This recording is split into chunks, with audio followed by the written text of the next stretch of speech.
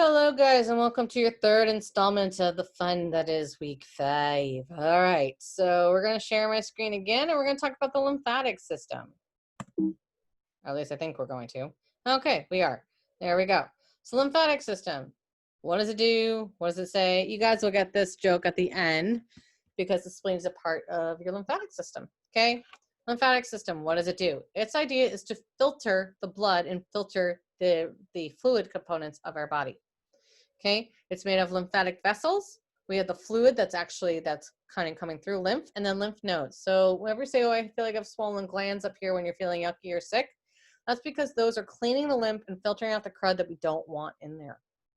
We have lymph node organs and tissues. So they provide a structural basis for the immune system and house some of these cells. So the ones that you're responsible for, we're going to go over. The main key players are spleen, thymus. Remember, thymus is where your T cells get educated. Tonsils, which we can clearly see in the back of your throat sometimes. Lymph nodes and other lymphoid tissues, which we'll get into. Okay. So special feature of capillaries is that it's a one-way system, very low pressure, and its idea is just to filter. That's all it does. It filters. It filters it and then comes right back around and gets absorbed. So basically it filters throughout, and it ends up in the end place is for where things happen. It gets dumped into it. We're going to get into it in a second. Sorry, I'm butchering this. Okay. So blind pouches. The lymphatics end is little blind pouches that have little valves. And what they do is they overlap cells surrounding your blood vessels. There's constant diffusion and filtration. Okay. Just like in the muscles, there's muscles. Just like in the nerves, there's nerves. Guess what? When we get to cardiovascular, there'll be a bunch of vessels, but now there's a bunch of lymphatics vessels that you have to be aware of, but don't have to ID, for me at least. They're found up here in the thoracic area. They're found along your neck, in your trunk and intestines, and around your back. The two main ducts that I do want you to know about is called the right lymphatic duct, and what that does, it drains the right side of your head, the right side of your chest, and into your right arm, into the rest of the bloodstream. And then we have the thoracic duct, which drains the rest of the body. Okay. So this is just a picture here. The green is your lymphatics.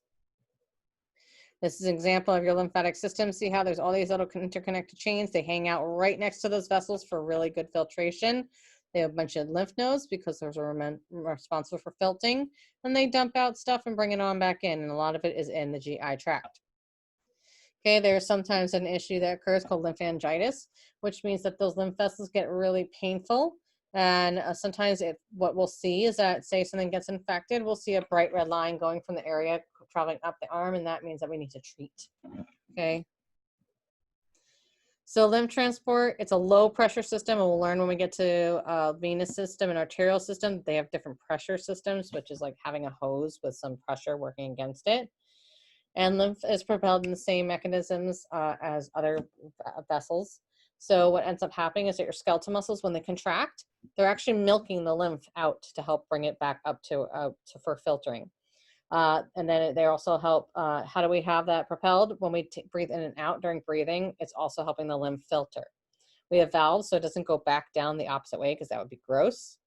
The pulsation of the nearby arteries, the arteries pulse. If you put your hand on your neck, at your carotid, or on your radial pulse on your wrist, you'll feel a pulse. That pulse actually helps bring lymph through. And then there's smooth muscle and the lymphatics that also help do the same thing. And when we exercise, we actually increase the flow of lymph. So it helps us heal faster to a degree. Ask your doctor. Okay. And there's a thing called lymphedema, which is where a bunch of lymph kind of exceeds out of the lymphatics. A lot of times we'll see this if someone has mastectomy, which means removal of their breast, and we take out their lymph nodes, or if there's a tumor blocking those lymph nodes, we'll have a draining or collection of lymph fluid. Okay, lymphoid tissue. It has a couple of jobs. Its job is to house and proliferate sites for those lymphocytes, those humoral and cellular immunity. They also act as surveillance, and they can help so they act as surveillance points. They're lookout towers for those macrophages and lymphocytes to work. We have diffuse lymphoid tissue, which is found in most major organs. You'll find in the mouth there's some diffuse lymphoid tissue that helps as our first barrier for our immune system. We have it in our skin a little bit. We have it in our GI tract. And then we also have what's called lymphoid follicles, which are nodules, which are areas that contain tightly packed areas of lymphoid cells. And this is what we normally see in a lymph node.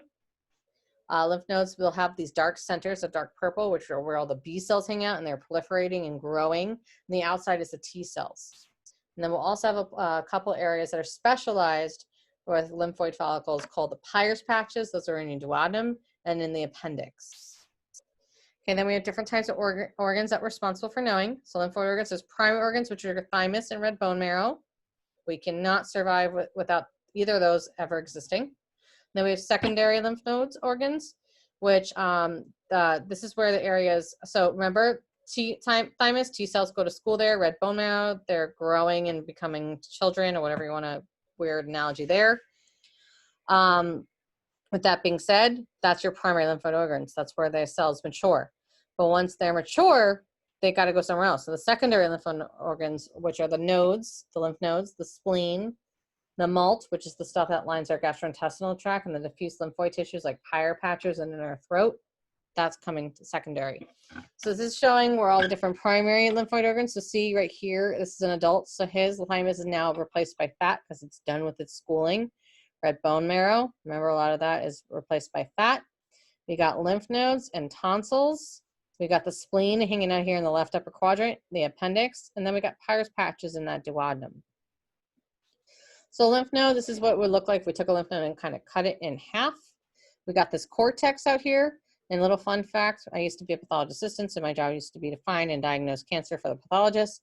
What ends up happening is that the cancers enter from the lymph. If it's a carcinoma, so things like breast cancer, enter here. The first place we look for cancer cells is on the outer rim because they hang out in this cortex. Okay, the cortex then is comes down into these little germinal centers, and this is where your B cells are hanging out. T cells are out here, B cells are in here.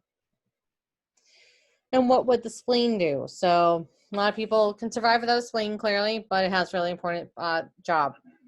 This is from a postmortem dissection, where this is what your spleen looks like. It's on the left upper quadrant, right underneath your diaphragm. There's some vessels here. You can see a little bit of what's called the omentum, which is a fatty pad that protects your stomach. And what does the spleen do? I'll show you a video and you guys will laugh after I keep saying, what does the spleen do? You'll get it. Okay. So spleen, its job is to store and break down red blood cells. So remember, how do we recycle iron? That's how we do it, okay? We use it for later. We can store blood platelets and monocytes in the blood in the spleen if we need it for later. When we are fetal or when we're in utero, this is a site where we can make some blood cells that only in fetal, not when we're adults. You can have some lymphocyte proliferation, immune surveillance, and it can cleanse the blood of aged blood cells. It acts as a filter. It has specialized macrophages in there. Their job is to filter out stuff. So when someone has something like sickle cell anemia, there's a problem with that hemoglobin, and it's formed in a funky, deformed way, and it can get trapped in the spleen and cause lots of pain and issues. And then histologically, there's a white pulp and a red pulp, and they look like this. So white pulp is right here, red pulp is over here. White pulp is where all these little B cells hang out, and then red pulp is where the others hang out, okay?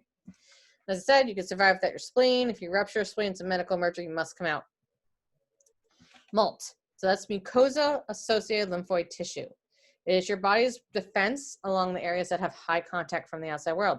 Your tonsils, your Peyer's patches in your duodenum, and your appendix. And then we have tonsils, which you'll learn all about in your dental anatomy. Last year, this was everyone's favorite thing because it was the easiest to remember because I just went over it. So we have palatine tonsils so at the posterior end of our oral cavity. We have lingual tonsils that are hanging out at the bottom of our tongue. Pharyngeal tonsils or adenoids, they kind of hang out at the posterior aspect of our wall, and this most common things that gets removed from kids.